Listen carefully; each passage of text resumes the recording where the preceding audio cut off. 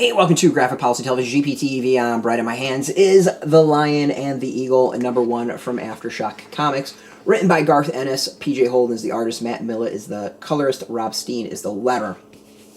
Alright, oversized comic. What's interesting is this isn't a one-shot. This is, I believe, a 4-issue series, miniseries.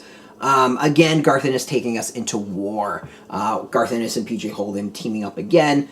The duo have been doing a lot of war comics and been doing a solid job of that. What to me is really interesting is I kind of think about either like tank battles or aerial battles when it comes to the duo.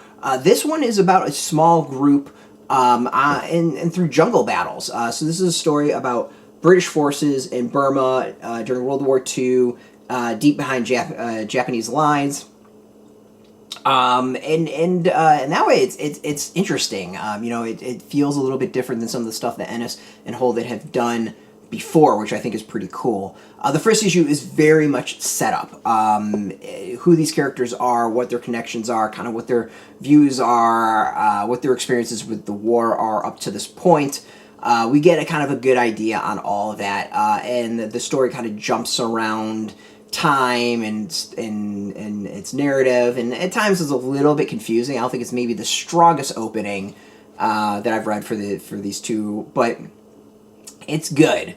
I think things I don't know is I actually don't know the history necessarily. I know some things that are referenced to otherwise, like just some of the stuff that happened in China and between China and Japan and Korea and Japan during World War II, but you know, I don't know necessarily Burma as an example of that, and maybe like British and Indian forces and how they dealt with fighting the Japanese during that war. So I don't know the accuracy of all that, but I know Ennis and Holden as well tend to do a lot of research into these things. So I'd imagine there's a lot of truth to it, a lot of history to it, which you know, someone else can correct me if you read this and you might know more than me. I'd actually love to know.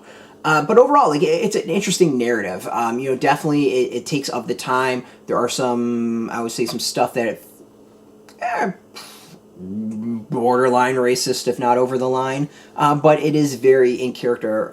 It's in character of the time. Like this, to say, you know, Japanese instead of another word just wouldn't necessarily feel right. It would feel a little watered down. So, you know, there's not a fear of diving into what the reality was of the time. So I'm going to give him credit on that one. The art is pretty solid. As I said, it feels like there's a good amount of research done to this, and the amount of detail and like clothing and weapons and vehicles and all that. You know, I'm assuming this is pretty accurate and pretty damn good. We'll leave it at that. So overall, like, if you have enjoyed the previous war comics this duo has done before, I think it's well worth checking this out and giving it a shot. It definitely feels a little bit different, and you know, oversized single issues I think is definitely intriguing. So we'll have to wait and see what the future issues are like. But so far, very interesting. You can go get this now in comic shops. We've got a link beneath this video. Put in your zip code to tell the comic shops near you.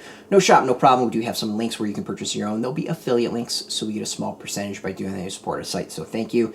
And speaking of support, I want to thank AfterShock, and of course, thank you all for watching. If you were into comics, if you're into AfterShock, check us out every single day at graphicpolicy.com.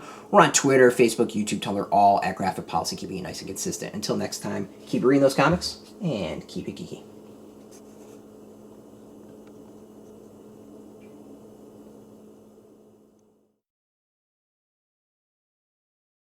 Hey, thanks for watching the previous video from Graphic Policy Television. Just by watching, you help support our site. Thank you so much. Now, if you're watching these videos, you probably care about geeky things like movies, television, comic books, toys, games, video games, you name it. You can go and subscribe right now to our YouTube channel to stay in touch and catch all the new videos, or check out our website at graphicpolicy.com. There's a nice link on this end of the video. But as always, thank you for watching. Keep on rocking and keep it geeky.